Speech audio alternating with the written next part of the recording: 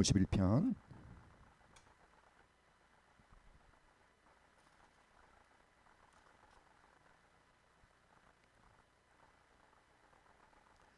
우리 1절로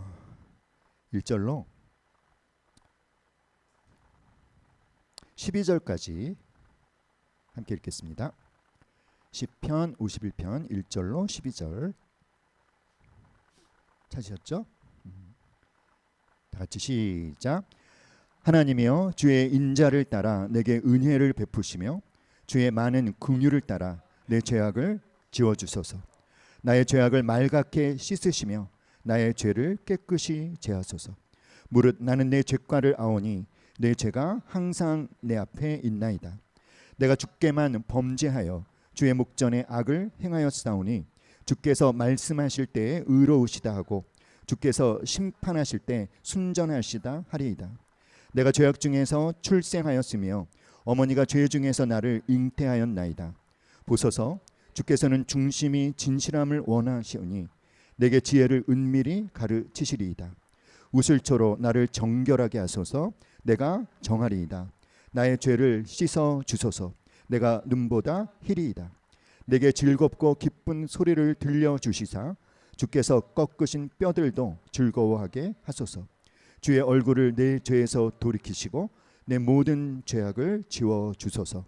하나님이여, 내 속에 정한 마음을 창조하시고 내 안에 정직한 영을 새롭게 하소서. 나를 주 앞에서 쫓아내지 마시며 주의 성령을 내게서 거두지 마소서. 주의 구원의 즐거움을 내게 회복시켜 주시고 자원하는 심령을 주사 나를 붙드소서. 아멘. 뭔가를 잘못하고 실수했을 때 사람들마다 취하는 행동과 자세가 다릅니다. 어떤 사람은 자신의 잘못을 덮기 위해서 거짓말을 합니다.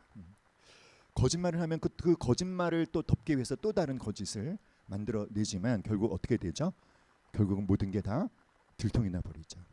하지만 어떤 사람은 처음부터 솔직하게 자신의 잘못을 시인하고 용서를 구합니다. 여러분, 이 두 가지 유형의 사람 중에 어떤 사람이 좋습니까? 후자겠죠. 두 가지 모습 중에 우리는 잘못을 시인하고 용서를 구하는 사람을 좋아하는데 너무나 당연한 거죠. 중요한 것은 우리 하나님께서도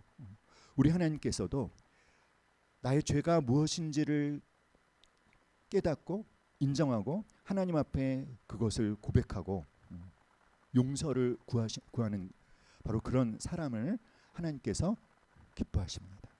믿습니까, 여러분? 시편 51편은 너무나 우리가 잘 알고 있는 다윗의 참회의 시입니다. 이 시편 51편은 단지 어떤 다윗의 개인의 참회의 시라고 하기보다는 모든 시대에 걸쳐서 모든 성도들의 회개 기도의 모범이 되는 그런 시입니다. 1절로 12절까지 우리가 읽었는데요. 다윗은 자신의 죄를 고백하고 있고 하나님 앞에 용서를 구하고 있습니다. 13절로 19절은 하나님께서 베풀어 주실 그 용서를 확신함으로 하나님 앞에 감사를 드리고 또 그 감사를 어떻게 표현할 것인지에 대해서 또 결심하는 내용으로 되어 있죠. 사랑하는 여러분, 다윗이 어떤 죄를 지었나요? 다윗이 지은 죄는 무엇입니까? 우리아의 아내 밧세바와 불륜을 저질렀어요. 그런데 그 죄를 덮기 위해서 전쟁터에 나가서 열심히 싸우고 있는 우리아를 소환합니다. 그리고는 집에 가서 잠잘 수 있는 기회를 주었지만 이 충직한 군인인 우리아는 부하들이 전쟁터에 나가 싸우고 있는데 자기가 어떻게 혼자 집에 가서 편히 쉴 수 있는가? 집에 안 들어가죠. 들어가게 하려는 목적은 무엇이었을까요? 밧세바와 동침하게 해서 자신의 죄를 덮으려는 의도였지만 실패로 돌아갑니다. 그래서 어떤 계획을 꾸미죠? 전쟁터에 나간 우리아를 본진에서 멀리 떨어지게 한 다음에 거기서 전투를 하다가 죽은 것으로 꾸민 어떤 살인죄를 또 범합니다. 간음죄를 범했고 살인죄를 범했어요. 그런데 자신이 범한 그 끔찍한 죄에 대해서 죄책감을 느끼기는커녕 어떤 양심의 가책도 없이 너무나 평안하게 잘 살고 있었던 어느 날 나단 선지자가 그를 찾아왔어요. 그래서 한 가지 예를 들어줍니다. 근데 중요한 것은 그 나단 선지자의 이야기를 통해서 다윗이 자신의 죄를 깨달았다는 거예요. 나단 선지자를 다윗에게 보내신 분은 누구실까요, 여러분? 하나님이시죠. 사랑하는 여러분, 우리가 다윗과 똑같을 수 있습니다. 하나님이 보시기에 죄예요. 하나님이 도무지 기뻐할 수 없는 그런 끔찍한 죄를 짓고도 어떨 수 있습니까? 다윗처럼 그 죄를 죄로 깨닫지 못하고 어쩌면 그 죄에 대해서 일부러 외면하고 자기 안에 하나님이 너무나 미워하시는 죄가 있다는 것을 알지 못한 채 그냥 평상시처럼 잘 살고 있을 수 있다는 거예요. 그런데 사랑하는 여러분, 하나님께서 그런 저와 여러분에게 은혜를 베푸실 때가 있습니다. 어떻게 은혜를 베푸실까요? 사람을 보내시는 거죠. 그를 통해서 하나님의 말씀을 듣게 하시는 거예요. 하나님의 말씀을 듣는 때가 여러분 은혜의 때임을 믿으시기 바랍니다. 회개할 기회를 주시는 거죠. 사랑하는 여러분, 다윗은 자신이 지은 심각한 죄를 나단 선지자의 책망을 통해서 깨닫습니다. 그리고 그 죄를 인정하고 하나님께 자복하며 회개를 구하고 있죠. 다윗은 어떤 간구를 했을까요? 1절 함께 읽어봅시다. 시작. 하나님이여, 주의 인자를 따라 내게 은혜를 베푸시며 주의 많은 긍휼을 따라 내 죄악을 지워 주소서. 다윗이 하나님 앞에 간구하는 것은 자신의 죄를 지워달라는 거예요. 자, 그런데 우리는 이런 생각을 할 수 있습니다. 참 뻔뻔하다. 그 끔찍한 죄를 지어놓고 이미 우리 아는 죽었지 않습니까? 어떻게 뻔뻔하게 자신의 죄를 지워달라고 기도할 수 있을까? 이것은 너무 이기적인 기도가 아닌가라는 생각을 할 수도 있을 거예요.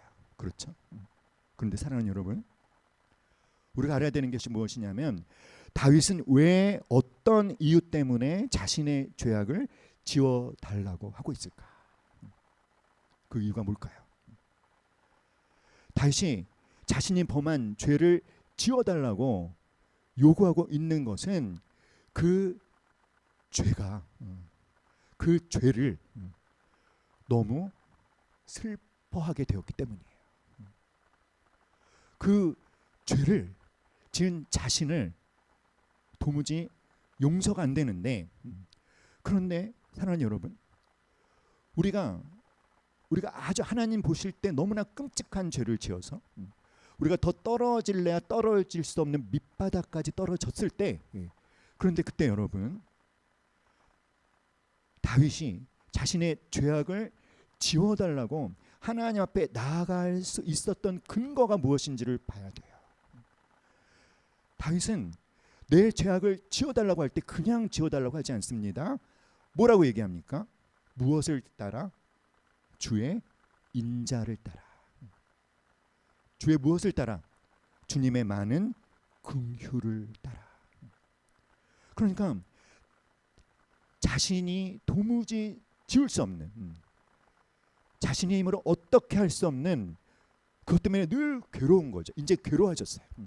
무감각한 상태에서 나단 선지자의 도움을 통해서 자신이 죄에 대한 지은 죄에 대한 감각이 살아났어요. 그 죄가 자신 안에 있을 때 그 죄책감이 다윗을 그냥 내두지 않습니다. 다윗은 지금 너무 괴로운 상태에 있습니다. 그래서 어떻게 되었으면 좋겠다? 그 죄를 지은 그 사건 자체를 없앨 수는 없겠으나 자신이 지은 끔찍한 그 죄의 행동을 지워주실 수 있는 분 누군가가 있다면 그렇게 해주십시오. 그런데 다윗은 알아요. 그렇게 해주실 수 있는 분이 계시죠. 누구십니까? 하나님이셔요. 하나님의 사랑을 따라 내게 은혜를 베푸시고 하나님의 많은 긍휼을 따라 내 죄악을 지워주소서. 사랑하는 여러분, 하나님의 사랑과 하나님의 긍휼이 용서하지 못할 사람의 죄는 없는 것을 믿으실 수 있기를 간절히 기도합니다. 다윗이 또 한 가지 알고 있는 것은 하나님이 원하시는 제사는 동물을 죽여서 드리는 제사가 아니라 하나님이 원하시는, 하나님이 기뻐하시는 제사는 무엇이다? 상한 심령이다. 사랑하는 여러분, 하나님께서는 이스라엘 백성들이 죄를 지을 수밖에 없는 부패한 존재인 것을 알고 계셔요. 하지만 하나님은 그 죄인인 당신의 백성들과 관계를 회복하기를 원하십니다. 그래서 그들이 하나님과의 관계를 회복할 수 있는 기회를 주셨죠. 어떤 거죠? 제사를 드리는 거예요.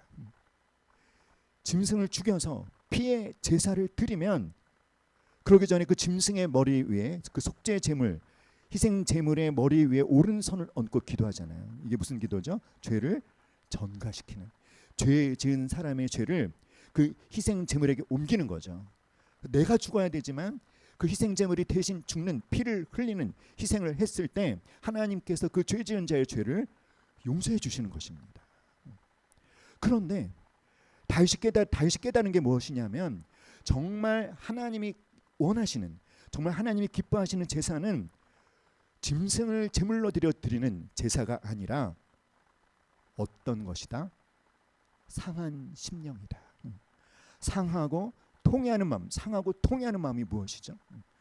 자기가 지은 죄에 대해서 무감각했던 자가 그 죄를 죄로 깨닫게 되는 거예요. 그 다음에 이제는 그 죄 때문에 고통스러워서 너무나 견딜 수 없는 것입니다. 그런 자기 자신이 도무지 용서할 수가 없는 것입니다. 한 걸음 더 나아가서 그런 자신이 하나님의 마음을 얼마나 아프게 했는지를 느끼는 거예요. 그래서 하나님 앞에 슬픔의 눈물을 흘리는 것입니다. 하나님, 너무나 제가 잘못했습니다. 하나님, 제가 너무 죄송합니다. 제가 하나님의 마음을 너무 아프게 했습니다. 하나님 앞에 도무지 하나님이 받아주실 수 없는 끔찍한 죄를 지었나이다. 하나님, 나는 죄인입니다. 이것이 뭐죠, 여러분? 이것이 상하고 통회하는 마음인데 하나님께서 어떻게 하신다고요? 하나님께서는 상하고 통회하는 마음을 뭐하지 않으신다? 멸시하지 않으신다는 거예요. 다윗이 이것을 알기 때문에 1절에 이 기도를 하는 것입니다. 주의 인자를 따라 내게 은혜를 베푸시며, 우리 함께 말해 봅시다. 주의 인자를 따라 내게 은혜를 베푸소서. 주의 많은 긍휼을 따라 내 죄악을 지워 주소서. 다윗은 그 죄에 대해서 지금 괴로워하고 있는 자신의 마음을 1절부터 4절까지 계속 표현하고 있어요. 하나님의 주의 인자를 따라 내게 은혜를 베푸시며 주의 많은 긍휼을 따라 내 죄악을 지워 주소서. 나의 죄악을 말갛게 씻으시며 나의 죄를 깨끗이 제하소서. 무릇 나는 내 죄가를 아오니 내 죄가 항상 내 앞에 있나이다. 다윗이 지은 죄는 언제나 다윗에게 있었어요. 근데 그것을 깨닫지 못하다가 이제 그는 깨달았습니다. 그것을 보게 된 거죠. 그것을 깨닫게 된 거예요. 4절, 내가 주께만 범죄하여 주의 목전에 악을 행하였사오니 주께서 말씀하실 때 의로우시다 하고 주께서 심판하실 때 순전하시다 하리이다. 주께서 심판하실 때 순전하시다 하리다는 게 무슨 말이냐면 그런 죄를 지은 나를 심판하시는 주님은 의로우시고 순전하신 분이십니다. 그러면서 여러분 4절을 우리가 주목할 필요가 있어요. 4절을 함께 읽어볼까요? 시작. 내가 주께만 범죄하여 주의 목전에 악을 행하였사오니. 사랑하는 여러분, 우리가 어떤 사람에게 나쁜 짓을 할 수가 있어요. 그런데 우리가 알아야 되는 것은 그것이 단지 그 사람에게만 죄를 지은 것이 아니라 사람에게 지은 모든 죄는 따라합시다. 하나님 앞에 하나님께 지은 죄이다. 이걸 아셔야 돼요. 사랑하는 여러분, 모든 사람은 하나님의 형상으로 만들어진 하나님의 생명체입니다. 하나님은 당신의 백성들이 겪는 모든, 당신의 형상으로 만들어진 모든 인간이 겪는 일을 누가 겪는 일로 받아들이실까요? 당신 자신이. 할렐루야. 그래서 다윗은 단지 우리아를 죽인 그 우리아에게 지은 죄라고 생각하는 것이 아니라 내가 누구에게 죄를 지었다? 하나님께 죄를 지었다. 하나님 눈앞에서 내가 악을 행하였다. 여기서 특별히 이 죄악이라는 단어가 어떤 뜻이냐면 반역했다. 하나님의 영역을 침범했다, 이런 뜻이라는 거예요. 다윗이 불륜을 저지르고 우리아를 죽였을 때 그 모든 것은 하나님 앞에서 지은 죄라는 것입니다. 누가 보고 계셨습니까? 누가 그 자리에 계셨습니까? 하나님이 보고 계셨어요. 하나님이 그 자리에 계셨어요. 다윗은 그 하나님의 권위를 인정하지 않고 있었다라는 거예요. 다윗이 지은 죄는 또 어떤 죄일까요? 침범했다는 게 무엇입니까? 하나님의 영역을 침범했다는 게 어떤 뜻일까요? 다윗은 자기 자신이, 자신의 인생이 자기 것이기 때문에 자기가 하고 싶은 대로 해도 된다라고 생각해서 불륜을 저지르고 살인을 행했습니다. 그런데 사랑하는 여러분, 다윗이 자기 자신의 것이 아닙니다. 그렇지 않습니까, 여러분? 다윗은 누구의 것이죠? 하나님의 것이에요. 자기 마음대로 자기가 하고 싶은 대로 할 수 있는 권한이 다윗에게는 없습니다. 그것은 뭐죠? 하나님의 권한을 침범한 거예요. 그런데 사랑하는 여러분, 사람이 짓는 모든 죄가 바로 하나님의 권위를 인정하지 않고 하나님의 영역을 침범하는 데서 시작된다는 것을 깨달으셔야 돼요. 오늘을 살고 있는 모든 사람은 두 가지 중에 하나를 자신의 주인으로 선택하여 섬기며 살고 있죠. 두 가지 중에 하나. 그 두 가지가 뭡니까? 하나님이든지 아니면 하나님의 대용품이든지. 그 하나님의 대용품 중에 대표적인 것들이 무엇이죠? 하나님 대신에 주인으로 삼고 있는 대표적인 것, 첫 번째는 뭡니까? 나 자신입니다. 두 번째는 무엇입니까? 세속적인 가치관들이에요.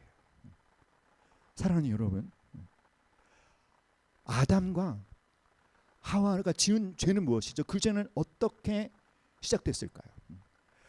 잘못된 선택을 함으로 시작된 거죠. 어떤 선택을 했습니까? 하나님의 말씀을 믿을 것인지 사단의 거짓말을 믿을 것인지. 하와는, 아담은 뭘 믿었죠? 선악과를 먹으면 정령 죽으리라 하시는 이 하나님의 말씀이 아니라 딱 먹어도 죽지 않을 뿐만 아니라 하나님과 똑같아진다는 사단의 거짓말을 믿는 잘못된 선택을 함으로써 하나님하고의 관계가 깨지고 하나님이 창조하신 가장 완전한 세상 에덴 동산에서 쫓겨나는 비참한 결과를 스스로 자처하고 말았어요. 사랑하는 여러분, 그것이 뭐죠? 그것이 반역의 죄예요. 그것이 하나님의 영역을 침범하는 죄입니다. 우리 창세기 1장 28절 말씀 한번 읽어보겠습니다. 우리 너무 잘 아는 말씀이죠. 하나님이 그들에게 복을 주시며 하나님이 그들에게 이르시되 생육하고 번성하여 땅에 충만하라, 땅을 정복하라, 바다의 물고기와 하늘의 새와 땅에 움직이는 모든 생물을 다스리라 하시니라. 사랑하는 여러분, 하나님께서 인간을 창조하셨습니다. 믿습니까? 하나님께서 우주 만물을 창조하시고 이 자연을 창조하시고 그리고 인간을 창조하셨어요. 하나님이 창조하셨다는 것은 하나님이 부여하신 질서가 있다는 것입니다. 그 질서를 따르며 살 때 우리는 행복할 수 있는 거예요. 사랑하는 여러분, 이 창세기 1장 28절에서 하나님이 만들어 놓으신 우리 삶의 질서가 있습니다. 그게 뭘까요? 창세기 1장 28장을 통해서 우리가 깨달아야 되는 것은 우리가 목적으로 붙잡아야 되는 것이 있고 목적으로 붙잡아서는 절대로 안 되는 것이 있다는 거예요. 이것은 하나님이 정하신 질서입니다. 이 질서를 어기는 순간 인간은 스스로 불행에 빠지게 돼요. 그게 뭘까요? 창세기 1장 28절에서 우리가 목적으로 삼아서는 안 되는 것, 우리가 목적으로 붙잡아야 되는 것 무엇입니까? 창세기 1장 28절에서 하나님께서 아담을 창조하시고 가장 먼저 주신 것이 있습니다. 뭐죠? 바로 복입니다. 사랑하는 여러분, 하나님은 그냥 복을 주셔요. 그리고 뭐라고 명령하셨죠? 생육하고 번성하고 땅에 충만하고 땅을 정복하고 바다의 물고기, 하늘의 새, 땅에 움직이는 모든 생물을 뭐하라? 다스리라. 이것이 무엇입니까? 책임이에요. 책임. 사명입니다. 이게 목적이 되어야 되는 거예요. 행복하게 사는 것을 목적으로 하면 여러분 절대로 안 됩니다. 믿습니까? 우리가 목적으로 붙잡아야 되는 것은 하나님이 우리에게 맡기신 책임, 하나님이 우리에게 맡기신 사명, 다스리는 것, 생육하고 번성하는 것, 재생산하는 것. 단지 사람의 숫자가 많아지는 것이 아니라 하나님의 말씀에 순종하는 하나님의 백성들이 많아지게 하는 것. 그것이 사명입니다. 하나님이 맡기신 사명을 감당하는데 도구로 사용하라고 복을 주시는 거예요. 사랑하는 여러분, 그런데 사람들은 무엇을 목적으로 삼죠? 내가 행복해지는 것, 내가 평안함을 얻는 것, 내가 기쁜 것. 그러면 이것이 목적이 되면 어떻게 될까요? 그는 항상 나의 행복을 깨뜨리려는 어떤 사람, 나의 행복을 깨뜨릴 것 같은 어떤 상황, 내 평안을 흔들 것 같은 어떤 사람, 어떤 상황이 시작되기만 하면 민감하게 반응합니다. 나는 내 행복을 지켜야 되거든요.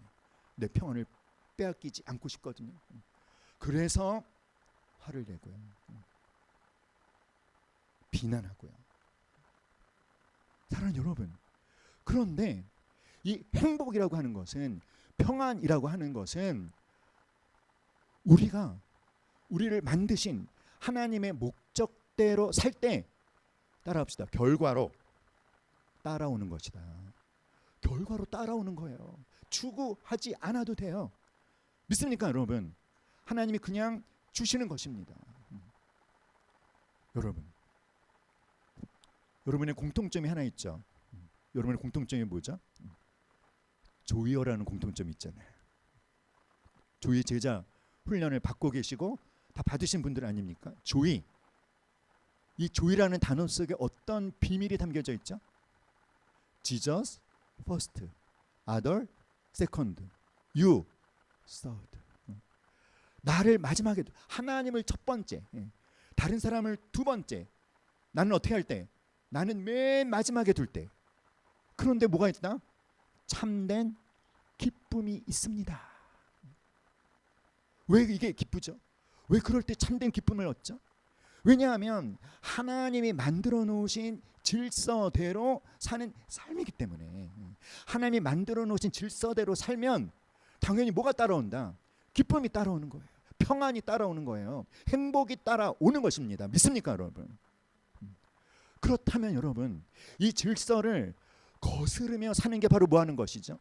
하나님께 반역하는 것이고 하나님의 영역을 침범하는 것이에요. 여러분은 불륜이라는 죄를 저지르지는 않으셨겠죠. 누구를 죽이지는 않으셨을 것입니다. 그러나 한번 생각해 보세요. 나는 과연 하나님이 만들어 놓으신 하나님의 질서대로 오늘을 살고 있는가? 사랑하는 여러분, 예수님이 말씀하셨어요. 애통하는 자는 복이 있나니 저가 위로를 받을 것이며. 여러분, 위로받기를 원하십니까? 그러면 어떤 자가 되어야 합니까? 애통하는 자가 되어야 돼요. 애통한다는 애통의 방향이 두 가지입니다. 하나는 자기 자신이고요. 하나는 세상과 다른 사람이에요. 자기 자신을 보면서 왜 애통할까요? 내 안에 하나님이 슬퍼하시는 죄가 있다는 것을 깨닫게 되었을 때 슬픔의 눈물을 흘리는 거예요. 마음을 찢으며 눈물을 흘리는 거예요. 그것이 뭐 하는 것입니까? 상하고 통회하는 마음을 갖는 것입니다. 뿐만 아니라 이 세상을 보면서 내 주변에 살고 있는 내 이웃들을 보면서 그들이 또는 이 세상이 하나님이 의도하신 상태에서 너무나 벗어나 있는 그런 모습을 보고 또 마음이 찢어지듯이 아파서 하나님 불쌍히 여겨달라고, 내 죄 때문이 아니라 이 세상의 악을 보고 다른 사람들이 짓는 죄를 보고 하나님 앞에 또 슬픔의 눈물을 흘리는 자가 무엇을 받을 것이다? 위로를 받을 것입니다. 사랑하는 여러분, 상하고 통회하는 마음을 세례 요한도 말한 적이 있었어요. 우리 마태복음 3장 한번 찾아볼까요?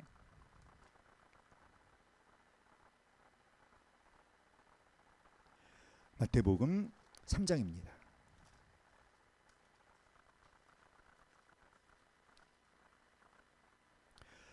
마태복음 3장 1절로 12절은 세례 요한의 사역을 소개하고 있는데, 세례 요한이 외친 메시지는 바로 이거죠. 회개하라, 천국이 가까이 왔느니라.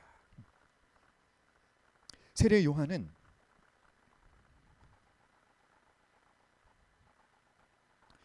예수님의 오심을, 메시아를 준비하는 선구자적인 역할을 하는 사람입니다.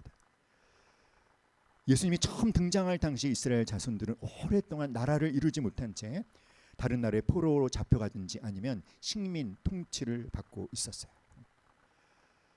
그들이 약속의 땅 가나안 땅에 들어와 있지만 그들 안에 굉장히 많은 문제들이 남아 있었습니다. 그런데 그때 아무도 살지 않는 광야에서 외치는 자의 소리가 들려왔어요. 그의 메시지는 무엇이었다? 다 같이 시작. 회개하라, 천국이 가까이 왔느니라. 세례 요한은 그 당시 이스라엘 백성들에게 외칩니다. 무엇이 가까이 왔다? 천국이 가까이 왔다. 하나님 나라가 가까이 오고 있다. 그런데 당신들이 그 하나님 나라에 들어가서 그 하나님 나라의 백성이 되려면 반드시 무엇을 해야 된다? 회개를 해야 된다. 회개를 해야 된다. 사랑하는 여러분, 이 세례 요한의 이 회개의 메시지가 굉장히 강력했습니다. 마태복음 3장 5, 6절 우리 화면을 보고 함께 읽어볼까요? 시작. 이때 예루살렘과 온 유대와 요단강 사방에서 다 그에게 나와 자기들의 죄를 뭐하고? 자복하고 요단강에서 그에게 세례를 받다. 이 세례 요한의 회개의 사역은요, 요즘식으로 말하면 그 유대 땅에 아주 큰 영적 부흥의 역사를 일으켰어요. 여러분 보세요. 예루살렘과 온 유대와 요단강 사방에서 모든 사람들이 다 나와서 뭐하고? 자기의 죄를 자복하고. 이 자복했다는 게 무슨 말이냐면 내 내면에 감추어져 있었던 죄를, 그 죄를 죄로 깨닫지 못했는데 세례 요한이 회개의 메시지를 전할 때 성령께서 강력하게 역사하셔서 저마다 자신 안에 숨어있는 죄를 깨닫고 자복했다는 건 무엇이냐면 그것을 공개적으로 고백하고 그 죄에서 돌이킬 것을 결단했다라는 거예요. 사랑하는 여러분, 세례 요한은 그 죄를 자백하고 죄를 인정하고 공개적으로 고백하고 그 죄에서 떠나는 것을 결단하는 자들에게 그들이 회개했다는 표시로 물 세례를 줍니다. 그런데 여러분, 그가 회개한 자들에게 물 세례를 주면서 자기가 하는 것은 진짜를 위한 준비임을 얘기해 줬어요. 함께 읽어볼까요? 시작. 나는 너희로 회개하게 하기 위하여 물로 세례를 베풀거니와 내 뒤에 오시는 이는 나보다 능력이 많으시니 나는 그의 신을 들기도 감당하지 못하겠노라. 그는 성령과 불로 너희에게 세례를 베푸실 것이요. 회개하라. 천국이 가까웠느니라. 하나님 나라가 오고 있는데 그 하나님 나라에 들어가서 하나님 나라의 백성이 되려면 뭘 해야 돼요? 회개를 해야 돼요. 회개를 하면 그 다음에 남아있는 것이 무엇입니까? 이분이 누구시죠? 내 뒤에 오시는 이는 나보다 능력이 많으시니 나는 그의 신을 들기도 감당하지 못하겠노라. 그는 성령과 불로 세례를 주시는 이분이 누구십니까? 바로 예수 그리스도시에요. 사랑하는 여러분, 여러분 성령 세례를 받으셨나요? 성령과 불로 세례를 주시는 그 예수님의 세례를 경험하셨나요? 두 가지입니다. 성령 세례와 불 세례, 무엇을 의미할까요? 성령의 세례라고 하는 것은 성령께서 죄사함 받은 사람 속에 임하셔서 그를 온전히 새로운 피조물로 거듭나게 하시는 것을 말하고, 불의 세례라는 것은 성령의 불이 모든 불순물을 다 태워 없애버리는 것처럼 우리 속에 아직도 남아있는 그 죄된 습관들, 그 죄된 삶의 방식들, 아직도 나 중심적으로 살려고 하는 그 옛사람의 삶의 방식들, 그 모든 죄와 불순물을 태워 없애버리시는, 정화시키시는, 성화시키시는 과정을 불세례로 표현하신 거예요. 그런데 이런 성령의 세례와 이런 불의 세례가 내 안에서 시작되려면 필수적인 것이 무엇이다? 회개하는 거예요. 나의 죄를 자복하는 것입니다. 사랑하는 여러분, 여러분에게 그런 은혜가 있기를 간절히 기도합니다. 제가 어느 날 주일날 아침에 큐티를 했어요. 근데 큐티를 할 때 항상 이제 나의 죄를 하나님 앞에 자백하고 말씀을 묵상하고 그런 시간을 갖는데 그날 물론 제가 교회 사역을 하고 있지 않을 때 이제 주일 예배를 드리러 갔더니 주일 예배 시간은 항상 어떤 시간이 있냐면 일주일 동안 지었던 죄를 회개하는 시간이 있는 거예요. 그런데 제가 어떤 생각이 들었냐면, 나 오늘 아침에 회개했는데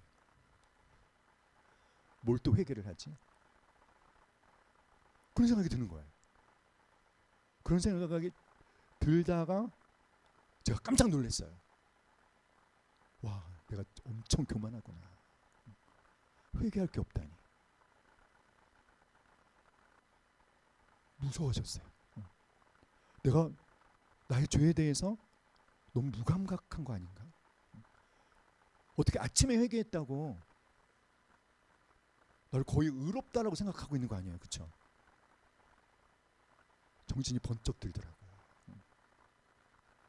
와우, 우리가 하나님 보시기에 끔찍한 존재가 될 수 있는 게 순식간이겠구나. 사랑하는 여러분, 바울이 뭐라고 말했습니까? 죄인 중에 내가 뭐다?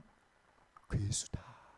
여러분, 바울이 이런 말을 했을 때가 예수님을 만난 지 얼마 되지 않을 때가 아니에요. 거의 뭡니까? 그의 말년입니다. 예수님을 만나고 나서 30년 정도 지났을 때 다윗이 여전히 뭐라고 고백합니까? 나는 내가 죄인 중에 괴수라고. 여러분, 바울이 우리보다 더 끔찍한 죄를 많이 지어서 바울이 자기 스스로를 향해 나는 죄인 중에 괴수라고 말할까요? 그런 게 아니에요. 왜 그러죠? 예수님과 가까워지면 가까워질수록, 하나님과 친밀해지면 친밀해질수록 그 하나님의 거룩한 임재가 더 강력해지기 때문에 다른 사람들은 죄라고 생각하지 않는 것도 바울은 죄라고 깨닫는 것입니다. 죄라고 인정하는 것입니다. 죄에 대해서 더 민감해지고 죄에 대해서 더 예민해지는 거예요. 사랑하는 여러분, 우리가 죄에 대해서 민감해지고 죄에 대해서 예민해지면 예민해질수록 무엇이 더 커지는지 아십니까? 하나님께서 나에게 베풀어 주신 그 용서가, 하나님께서 나에게 베풀어 주신 은혜가 얼마나 엄청난 것인지를 더 새록새록 더 깊이 깨닫게 되면서 하나님에 대해서 감격할 수밖에 없게 되는 것입니다. 그것이 여러분 성화예요. 성화라는 것이 단지 그냥 거룩한 존재, 죄짓지 않는 존재, 이런 것이 아닙니다. 하나님과 가까워지면서 하나님의 마음이 나의 마음이 되는 것입니다. 사랑하는 여러분, 기독교의 참된 목적이 무엇이죠? 하나님의 성품을 닮아가는 것 때문에 사랑하는 여러분, 여러분이 정말 진지하게, 정말 정성을 다해서 심혈을 기울여서 해야 되는 게 뭐냐면 회개하는 거예요. 회개가 약해진다? 결과가 무엇일까요, 여러분? 교만입니다.